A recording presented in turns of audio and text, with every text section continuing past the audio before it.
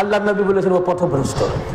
এই জন্য মিশকাতুল মাসাবি, মিশকাত শরীফের হাদিসে পাক এবং আহমদ ইবনে হাম্বল হাদিস riwayat করেছেন এবং আবু যার গিফারি রাদিয়াল্লাহু আনহু হাদিসের রাবি, তিনি কাবা শরীফের চোকাট ধরে বললেন খোদার কসম আমি নিজের কানে এই কথা রাসূলের পাক থেকে শুনেছি।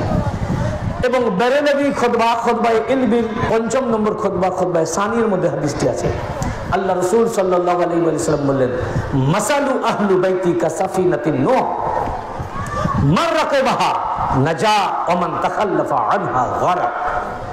আল্লাহর নবী বললেন আমার আহলে বাইত নূহ আলাইহিস সালামের কিস্তির মতো, কিস্তি মানে নৌকা, নূহ আলাইহিস সালামের নৌকার মতো। মান রাকাবাহা, যারা এই নৌকাতে আরোহণ করলো নাজা, কেবলমাত্র তারাই পরিত্রাণ পেল।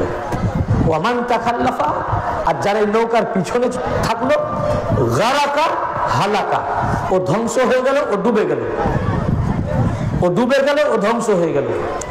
নূহ নবীর উপরে যারা ঈমান এনেছিলেন, নূহ নবীর প্লাবনের কথা শুনেছেন, বন্যা, সে বন্যায় সারা পৃথিবী ডুবে গেছিল। যারা তার আল্লাহ হুকুম করেছিলেন বড় একটি নৌকা বানাতে, নূহ আলাইহিস সালাম নৌকা তৈরি করেছিলেন। যারা যারা নূহ আলাইহিস সালামের নবুয়তের প্রতি ঈমান এনেছিল এবং আল্লাহর ওয়াহদানিয়তের উপরে, তারাই নৌকাতে চেপেছিল।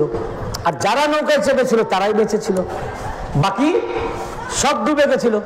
আল্লাহর নবী বললেন এই ৭৩ ফিরকার সমুদ্রে আমার আহলে বাইত ওই নূহ নবীর নৌকার মতো, নূহ নবীর নৌকার মতো।